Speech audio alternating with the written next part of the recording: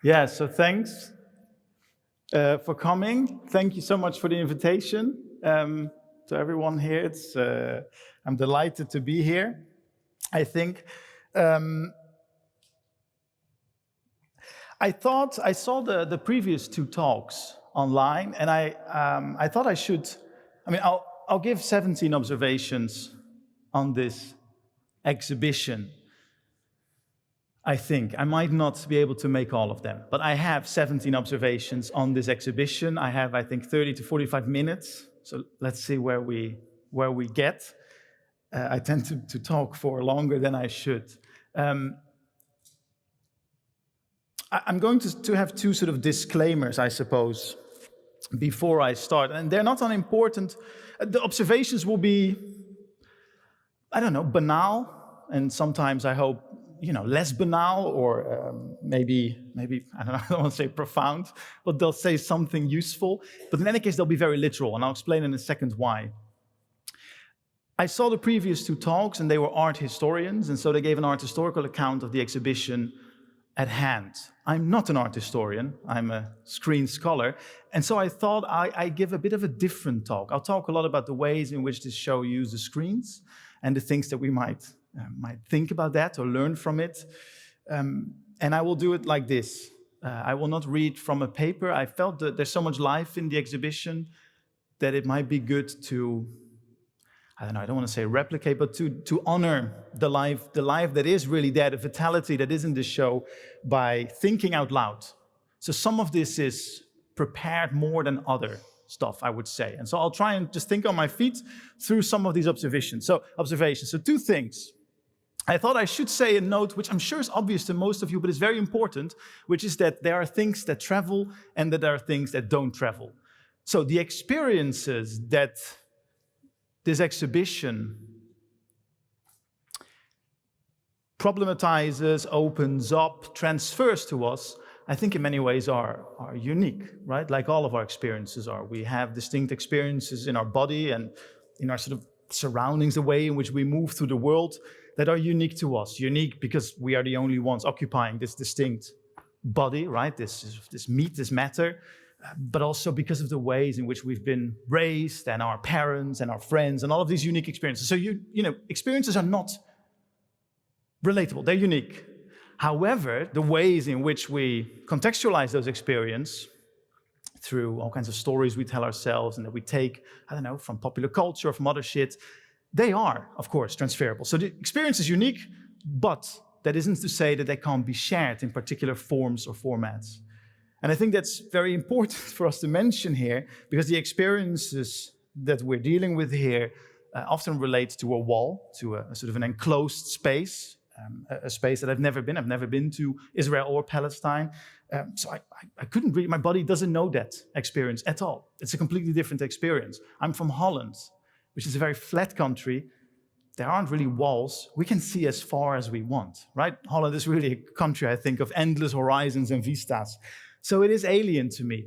However, the ways in which the exhibition contextualizes it, and I'm talking here about screens and the ways in which we see all of these screens here and up there, the particular kind of musical tropes that we see, but also, interestingly for me, the particular kinds of literature that the authors suggest they've been influenced by and that contextualize the ways in which they are transferring those experiences to us, which is, I think, one of the core facets really at play here, the extent to which this exhibition is political and that it wants to impart an experience that is unique onto audiences as far away as Norway, at a fjord, at a completely open space, is that those references, those literary and cultural and theoretical references are very familiar to me. Roberto Bolaño, Henri Lefebvre, those are some of my favorite writers and thinkers. And so when the invitation came, this is a very long way of saying something very banal, I realized. I did think this is something I could talk to, because I know those thinkers quite well. So that's the first thing. There are things that travel and things that don't. And I'm guessing I might come back to that. And the second thing, how many of you have seen the exhibition already? Could you raise a hand? Okay, so some haven't. So I think you need to see the exhibition maybe then later, because I'm going to take some stuff for granted. I'm going to speak as a screen scholar. And that is important because I think screen studies, it's a very young discipline, has a particular way of understanding its objects, which is very literal, right? The tradition of screen studies is a very literal tradition. We look at an image like this in terms of the composition. So we would start always from describing exactly what we see, where it is, if it's in the middle or in the margins, if it's foreground or background, all of those things, colors that are used, sizes, and so on and so forth, in a very literal way. And so I thought I would approach this exhibition, which is composed to a very large extent of screens, I would approach it like that. I will just look at it very literally. And I'm guessing that might be interesting, but we'll see. And this is something my students will know. So this is what we do in screen studies. This is a completely unrelated film, Pleasantville. This is the example I always use, this sort of film studies 101. How many of you have seen Pleasantville? Okay, I mean my students, obviously some others, right? So this is one of the opening scenes in which we have Tobey Maguire, this guy, and we have a medium close-up, right? He's cut off here against the depth of field is on his face. There's a blurred background. This is to say he is lit out from his backdrop in a very small frame that allows us to see his facial expressions. And he is talking, and he tells us this story, and we think that he's talking to this girl because the film cuts from the close-up of Tobey Maguire to the close-up of this girl, looking initially a bit critical and then smiling. And so we are under the impression that Tobey Maguire is at this stage talking to this girl because of the reverse shot mechanism. This is how film works, only to then see this shot. This is the third instance of the opening scene of this film, in which we realize that he is here and that the girl is there talking to someone in a flannel shirt. These are the 90s, after all, with cutoffs. And so the reality changes. And this is, I think, the key about screen studies in general. Form dictates the entirety of meaning. And by that, I don't just mean to say that form dictates the way in which a story is told or the nature of that story. It dictates the world within which that story can happen. So here we have the setup, right? Centered, right side of the screen, blurred background, and then we move here to the girl who would even out, right? They could make a two-shot. She evens out the composition, you might say, towards the left, and then we cut to a deep focus shot, wide angle, that shows us the entirety of space. Space, literally, in these three shots, opens up. Right? It's a very literal way of reading, but it's also a very important one because it tells us everything about the way in which this film works, which is, for those of you who've seen it, it is unstable. The nature of the world that we're about to engage is unstable. Things suddenly change. People bleed, then they don't. People cannot go to the toilet, then they can go to the toilet. So the nature of the world changes, and the film tells us this in this very direct way, and this is how screen studies tends to operate. However theoretical it might get, it is very much based on this old tradition of close reading, of taking an image on its surface level, literal, formal analysis. And so I thought I'd do this with the exhibition. And in that sense, maybe the most obvious one is this, that the exhibition is multimedial. We have use of different types of media. Some involve sound, some involve images, some involve text, some involve material objects and sculptural forms. Some, I suppose, are relational, and it involves different modalities. That is to say, different ways, different literacies, different sensorial experiences. And those sensorial experiences, they combine. The images are now shot, but you can see it, right? We have the text, and we've got the image. It's a reworked image. I think it's fair to say that that's already two modalities, the visual modality and the writing. Right? Those are two different ways in which we are engaged. And what is interesting about this is maybe two things. The first is that it doesn't just involve different media, but as you can see, these different screens that break up the coherence and the totality of the image, the sort of the sense in which the image is complete or can ever be complete because of all these interrupted screens before it, is that they do invoke in the way in which they set up, iPads or smartphones or television sets, right? They always invoke different types of screen media, you might say. So the screen is interrupted by a variety of different types of screen media. And the second with this modality, this multimodality, the extent to which different formats are working together, which is of course something that almost every art form today does and perhaps has always done, is that there is a slight dissonance often, right? There is a sense to which those different literacies, those different sensorial experiences of having to read and then having to see something, that they aren't entirely in sync.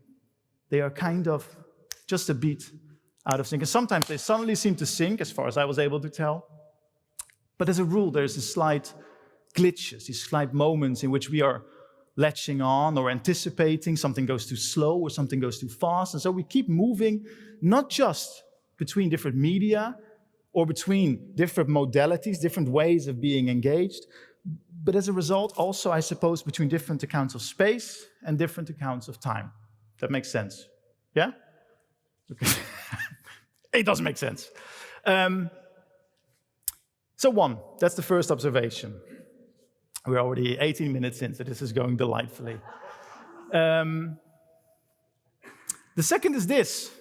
And I was thinking a lot about what one of my students, who's here, Jack, has been doing with desktop films. The entire exhibition, all of the spaces are organized like a desktop screen.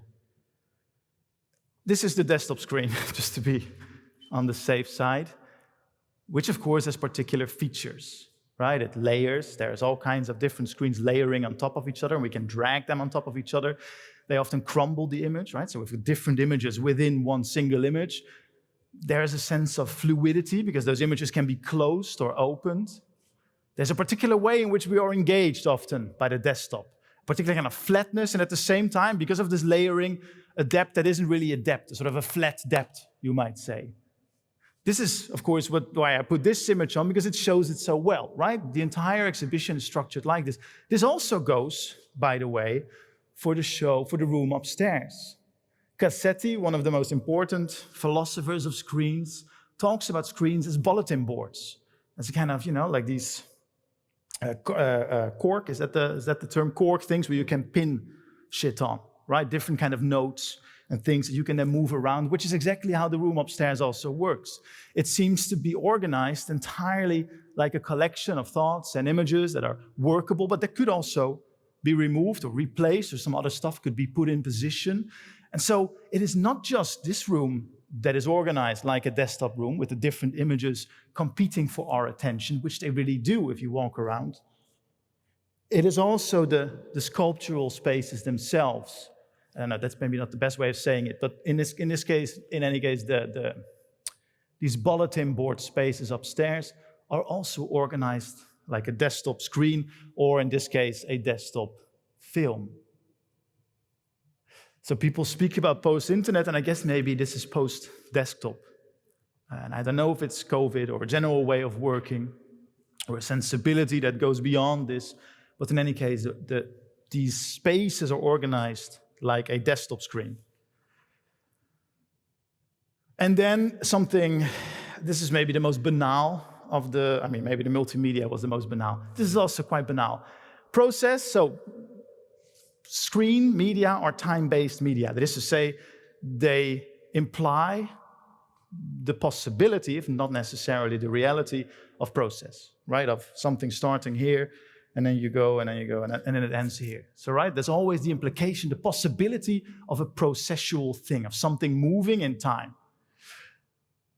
This process here, however, is constantly tripped up, you might say. It's tripped up by sudden reflections on screen. So we might cut from an image to an image that we really have to figure out initially of how it relates to the previous image.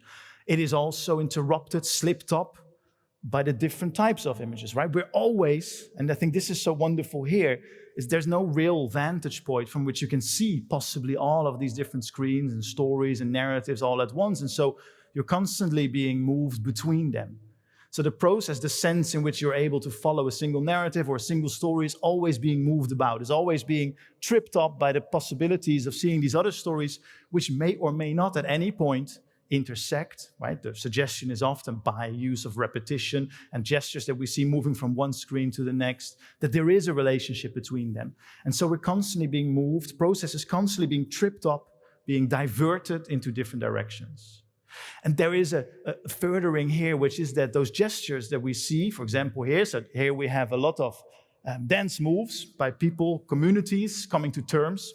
I think that's maybe the best way of putting it, with different types of situations, often but not necessarily, I suppose, trauma or tragedy. Those gestures are mimicked by people who are dancing them out in completely different spaces and time zones and so on and so forth, right? So those gestures are mimicked or copied.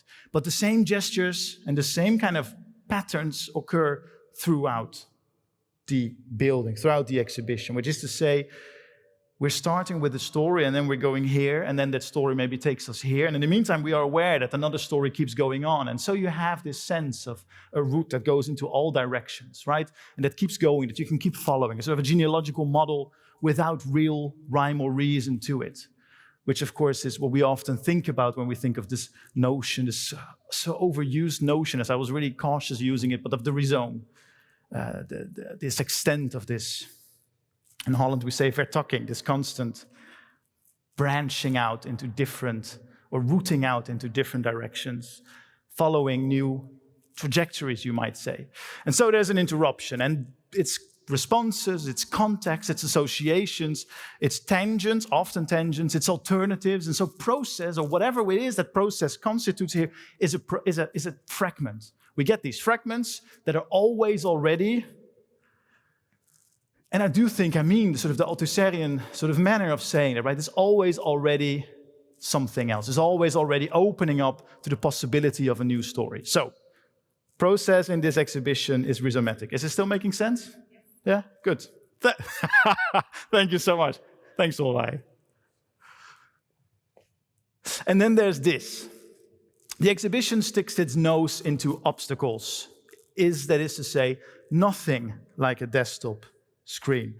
There's this quote here from Bolaño's Infrarealist Manifesto, and that is, of course, because the work's title, one of the work's titles, is "May Amnesia Never Kiss You on the Mouth," which comes from the Infrarealist Manifesto by Bolaño. This also comes from that same manifesto, and although you can read it, I'll read it out loud. Chirico says, "Thought needs to move away from everything called logic and common sense, to move away from all human obstacles in such a way that things take on a new look, as though illuminated by a constellation appearing for the first time." Right? We know that, right? That model, that sort of very distinct notion of art making.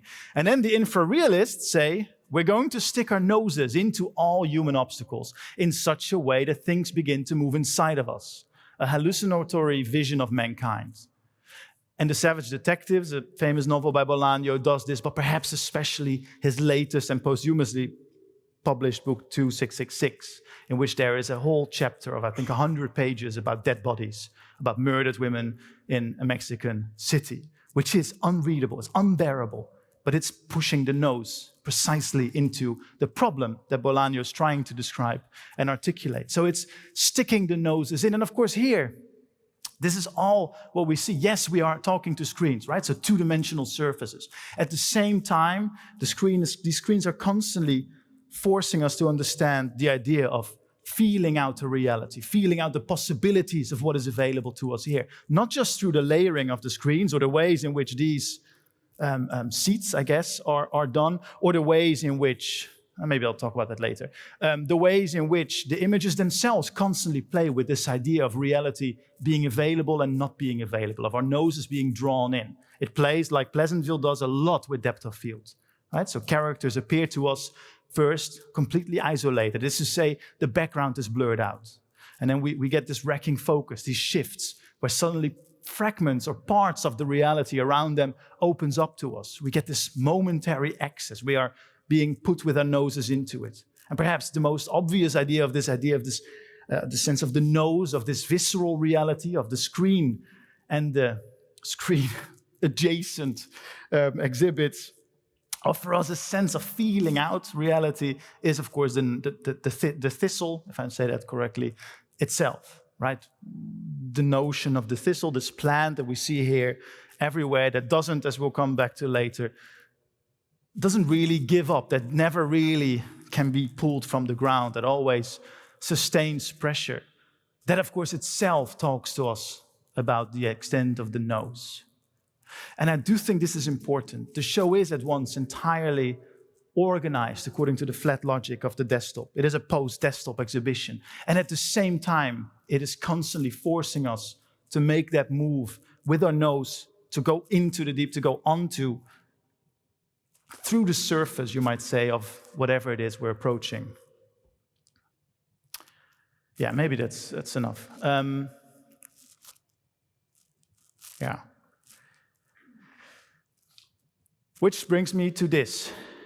And I don't know if digging through is a better term, or I didn't want to write sniffing out. I thought that would just become a gimmick. But, feeling out in a sort of a phenomenological way, I suppose, right? A sort of proprioceptive, Merleau-Ponty kind of way. You know what, maybe I will say one more thing.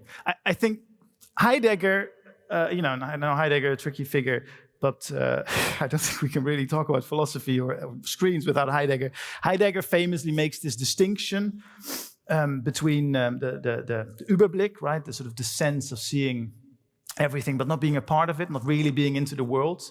And he compares this with science, so us, what I'm doing now, right? We're looking at something from a distance, and so we see it, but we don't really understand it. A bit the same that we see with Bergson and the homogeneousness of time, right? You're outside of it, you're not really part of it. So it's a misrepresentation, you might say, of reality. But Heidegger talks about this overview, right? This sort of sense of the world from afar.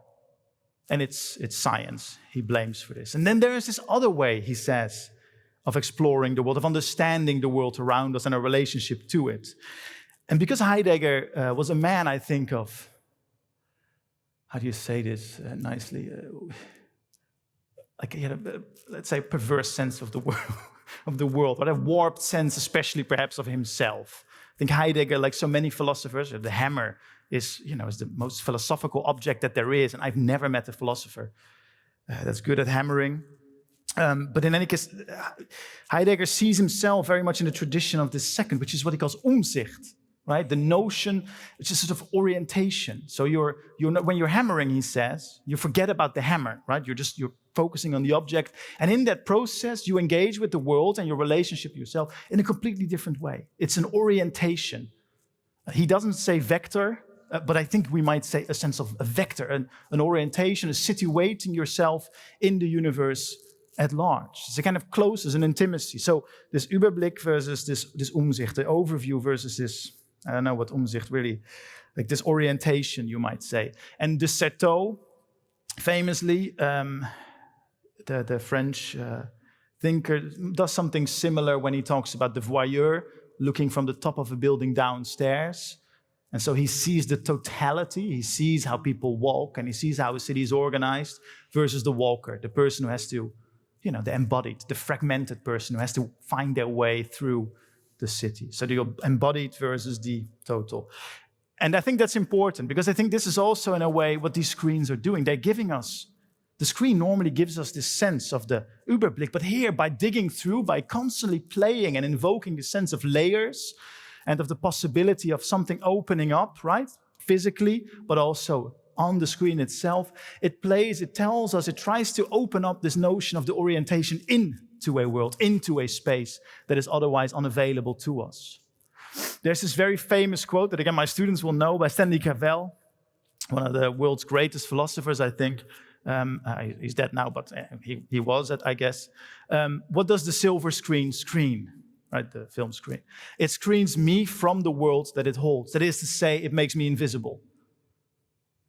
And it screens that world from me. That is to say, it screens the existence of the world from me. People always, he says, or complains, talk about the power of the voyeur, but it's also a complete absence of responsibility, right? The screen shields us from something, unless that Woody Allen, Purple Rose of Cairo or Last Action Hero, the world is split, right? There's a world behind the screen and a world. So the screen normally breaks. But here, precisely that is problematized continually by adding to the screen these different types of formal and often very physical, corrugated metal, concrete, wood, all of course reminiscent of a particular kind of landscape in which those materials are prevalent or present. So by the physicalization of the screen, as well as those upstairs, the thistle, the organization of objects on the floor around which we have to encounter the screen via a detour, have to be careful. The idea of the negative, right? The layering there again of a particular kind of filter onto the screen, and so on and so forth. So screens are for digging through. They are the silver screen. They do screen us, but they also open something up. And then maybe it's okay. I'm doing okay for time? No? Oh God. When should I stop latest? Okay. Yeah, just at one point, stop me. So, a sound is a cry for help and a call for revolution. And this is important. And this is something that the artists in the wonderful talk that they did with Mike Sperlinger also referred to or talked about, which is that vision has a location. Right? You can see, and vision has somewhere, right? A site, Cavell calls it in another part of the book. Vision has a location. You look at something that is somewhere. That is to say, when you leave the room, the sight disappears from view. You're no longer in the same space as that thing. And so when you go out here, when you're not looking, it is almost as if it's not there. But sound doesn't work that way. This is what Cavell, I think in a wonderful quote here, says. It is the nature of hearing that what is heard comes from someplace, whereas what you can see, you can look at. It is why sounds are warnings or calls, and it is why our access to another world is normally through voices from it, and why a man can be spoken to by God and survive, but not if he sees God, in which case he's no longer in this world. Sounds and images travel differently. Images are stuck to a space. And this is why when there is a wall, as the artist described, when there is suddenly this blocking of your vision of the horizon, when the world is suddenly foreclosed upon you, that breaks that register. Vision becomes impossible, right? It's, in a way, I would say, directed back at you. But that's not the case with sound. Sounds can, right? This is the pyramids in Tisbe, or, sounds can travel through walls. We know that. Sounds travel. And here they travel upwards. And when the sound is on, we can hear the sounds from here. We can hear them upstairs. And when I was there, I could hear the sounds from the rooms with the avatar going through. And so that is to say, vision breaks, the screen breaks, but sound here is used as a way to connect, to bridge, to put together, to linger, but also to tell us that if one register of experience is exhausted, that doesn't mean to say that all registers of experience are exhausted. That is to say, there are other openings, right? We just need to know how to locate them. There's this quote by Slavoj Žižek, who I know is a difficult figure.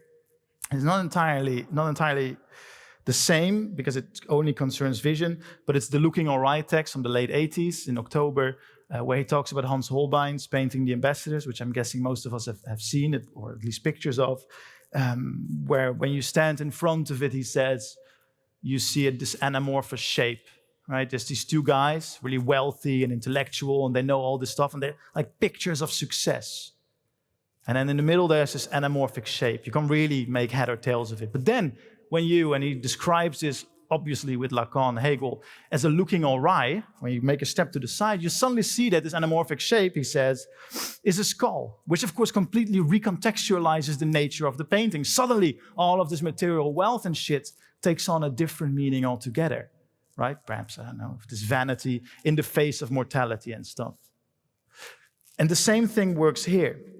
Vision breaks, but sounds offer us an alternative way of engaging with the very same thing, offers alternative ways of experiencing and of seeing, of sensing possibilities. And so, if a sound is, as it is here, and I think especially in the room where we don't hear the sound of the boy being shot, but we can imagine it's a cry for help, but it is also precisely the medium and the modality that allows us to call for a revolution.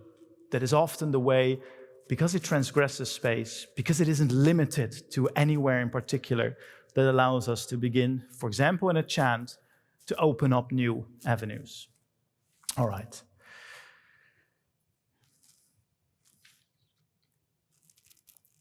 This I'm not going to say much about because I think it speaks for itself, but we have here different, and throughout the exhibition we've got archival material. The artist used an enormous amount of archival footage that they took from the internet before it was removed, of people chanting and people demonstrating and people protesting and people, as we will see, dancing.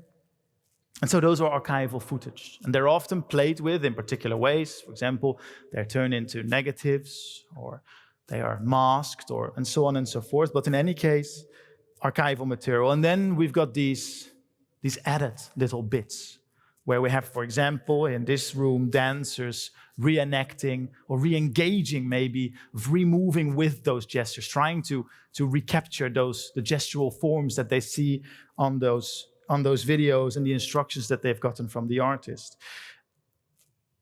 That is to say, we have fiction and then we have archival material, and those two recontextualize each other continually.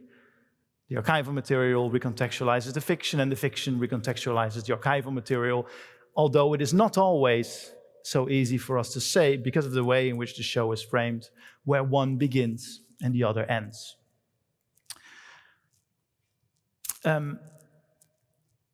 This is a very famous quote that I'm guessing some of you may know, but it's especially famous in screen studies, where this was a very important book in relation to the affective turn, Vivian Sobchak's Carnal Thoughts, a selection of essays, where she talks about, in this case, about the opening scene of Jane Campion's The Piano, about fingers, that she doesn't realize are fingers yet, right? She just sees the sort of pink shapes on screen, but her body feels, she writes, that those are fingers. Her fingers begin to tingle. So even though she doesn't know representatively what she's looking at, the film hasn't given her that information yet, her body feels it. Her body understands before her mind does what she is watching. Her fingers begin to tingle. Her fingers comprehend the image, grasp it with a nearly imperceptible tingle of attention and anticipation. And I think something similar is here. Everything here is made into a body, into not just an object, right? We see the screen being materialized, being dragged out into the room and also pushed back into these different uneven angles. Everything is turned into a body. And I think that's also why the different materialities are so key. The wood upstairs, in the most tragic, I guess, of the rooms.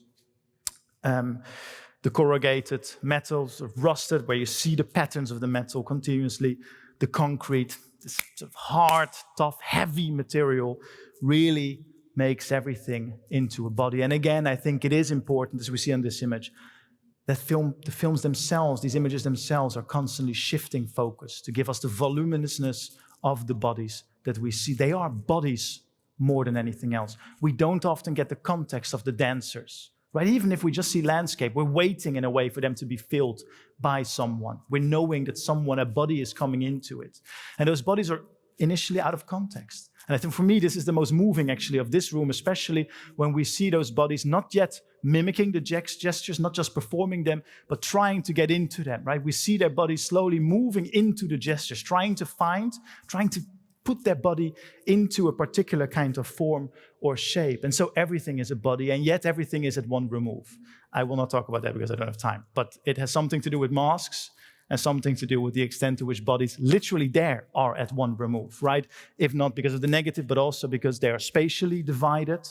The bodies that mimic are not necessarily in the same space as the bodies from who the gestures originate or the communities that create those gestures, but also because they are in different spaces in real time. Okay, I will not talk about this either, but this is obvious, right? Every exhibition posits a subject, right? Whenever we enter a space or a room or a world, we are positioned as a subject. And you either accept that role of that subject position in which you are supposed to do this and that and this, but not this. We accept it, otherwise we will just leave the exhibition, I suppose. And so we are placed in a particular subject position in which we're always catching up. We're always behind or ahead. We're always unsure of our footing. And so in an exhibition, I think that is so much about this Umsicht, this sense of trying to orient us in this world, the very fact that we aren't really given that place from which to view ourselves, that the subject position is always one of trying to figure out where we should be and what we should follow is quite important, right? It's an orientation that at the same time abnegates the very possibility of that orientation. Okay, now I want to get to the, well, not core, because I've been talking for a very long time, but this is important. Images are gestural. And what I mean is not, although that's also true, that images gesture, point us towards things, indicate things, but it is that, as Agamben writes, that images, moving images, as opposed to still images, are where gestures are completed, right? Some of the most early film experiments, the Galbraiths especially come to mind, but also the Lumieres, they are about fulfilling gestures, right? Because gestures require time, right? A bow is not the same as bowing. Bowing is the gesture, the bow is the pose, you might say, or the act. And so gestures require time-based media, and so screen media from the get-go are gestural media because they allow the body to fulfill a movement. They allow the body to act in space and time at the same time. And so this is the quote, a very famous one, that gesture rather than image is the cinematic element. And of course here we have gestures all around us. Right? In all of these rooms, it's about gestures, about particular movements of the body that express an attitude towards something, because that's what gestures are. Right? We have actions, and you do something with the hammer, that shit, or there is praxis in Agamben's account. So you either affect a change in the world, or the world affects a change in you. But in a gesture, neither of those things is true. A gesture qualifies an action. It is an ethical statement on where you are in the world. And if you're doing something, if a boxer is fighting someone else and the person is, is not doing well, and before he punches, she looks at the referee with a pleading look, that's a gesture, right? It qualifies the very act of violence that is still ongoing. The action isn't stopped, the gesture is the qualification. And all of these things, of course, are gestures. They're qualifications showing us an attitude towards the stuff happening. Whether it's the quite moving and dance and incredibly, especially in negative with the music, also strangely uplifting sort of sense of possibility of something being created, of these grieving communities, right? Where suddenly the grief is turned into this sense of together, becoming this moving body, this moving rhythm.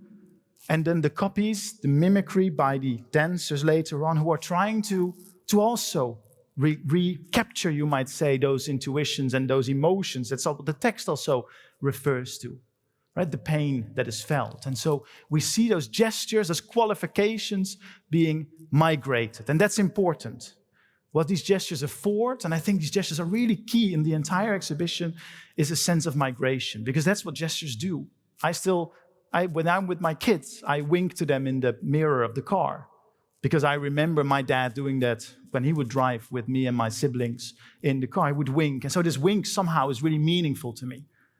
Even though I would imagine if I would wink to any of you now or here in the bar, it would be really creepy, right? But in the context of that car drive, it's very meaningful, because the wink, for me, brings up all these kinds of emotions. But it migrates, right? Just like Colin Kaepernick's bent knee, or Kurt Cobain's disaffected glaze that all of my friends were suddenly, doing in the 90s. Everyone was looking, like they didn't care. Gestures migrate. That's what they do, right? That's how we are taught them, through our parents, friends, people we see on the streets, movies, of course, screens. And so here that's made explicit. The extent to which gestures migrate, and the extent to which in that migration, gestures reverberate and, as I'll come to, transport. They reverberate because gestures do this, right? They reverberate, you might say, a vector or a rhythm. And this is from Jaffa, which I guess many of us have seen. This is not, these are the images, this is me. He calls it flow through figures. In Love is the Message is Death, this wonderful, I think, work by Arthur Jaffa, we see a constant rhythmical swaying. And the rhythmical swaying is completely different in every single image, right? So in one, it's the swaying there you see of a mother and a father with a baby, and they're shimmying back and forth in a very calm kind of swaying, oscillating movement. In the second, it's a guy on a bike. They're going, in a way, left and right, then he's going up and down. Then we've got here, grinding. In Holland, we used to call this bobbling, but I don't think that's an international term.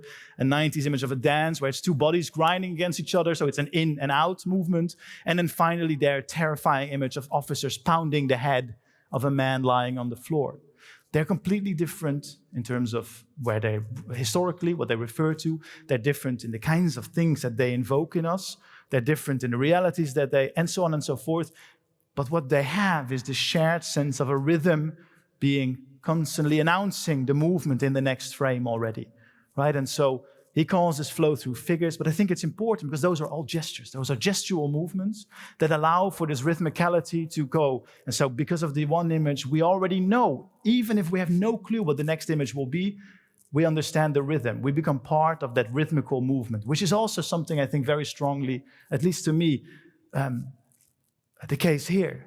The idea to which those explicit ideas of characters, of dancers, often, from what I gather, not professional ones, they recuperate, they do those gestures. It's a rhythmical continuity across worlds, which is where the potential lies.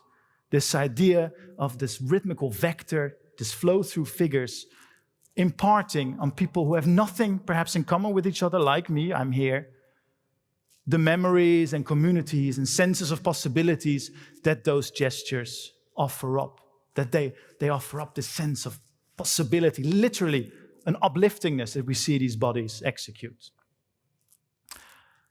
Okay, yeah, okay. Oh, that's good, okay.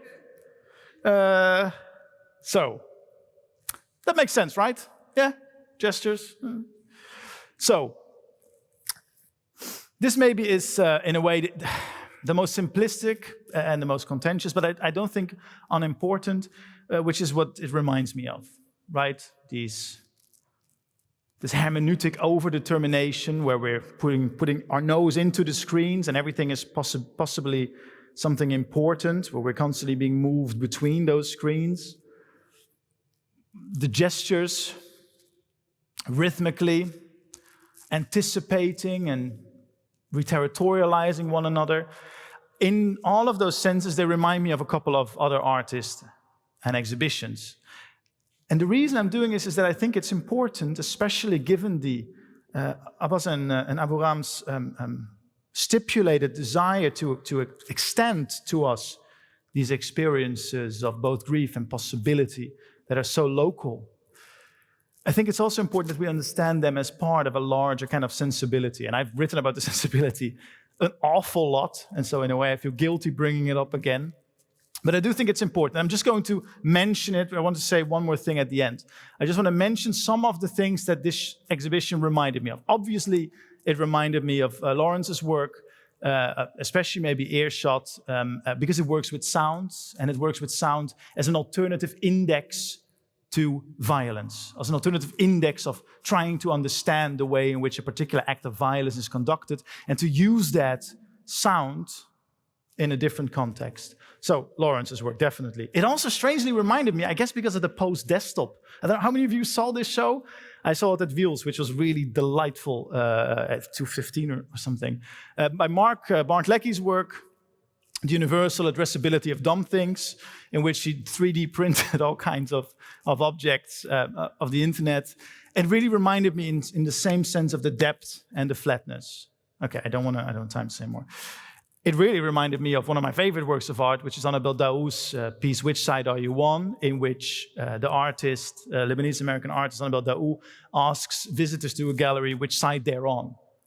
And of course, as we all know, that's a very hard question to answer. But it is to say, it posits the necessity of us to choose sides.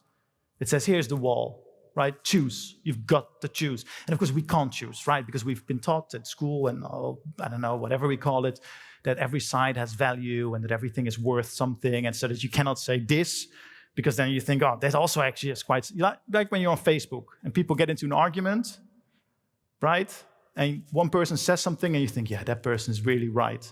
And then the other person says something and you're like, that's also a good point. And so you keep sort of moving between, and I'm realizing Facebook is a very dated reference, whatever you use, right?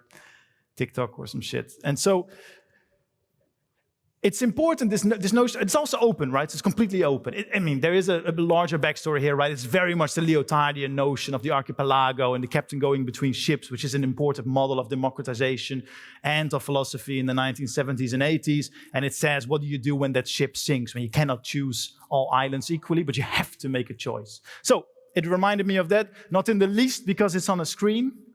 So not in the least because it forces a choice, not in the least because it's on a screen, not in the least because it plays with the idea, with this mashriba of depth and flatness, of outside and inside, of the wanting to poke your nose into something, but also being pushed back. It really reminded me of Jonas's work. I had to put a Dutch artist in here, I guess.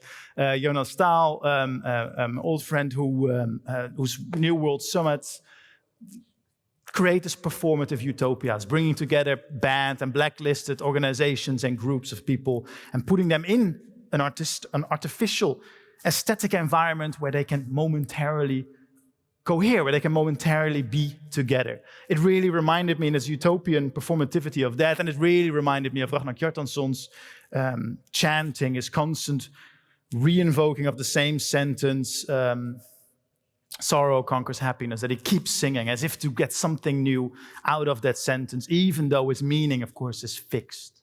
So the idea of against better judgment, trying to find in the chant the possibility of the alternative, if not the alternative itself. It also reminded me of Ben Lerner, but I will not talk about that.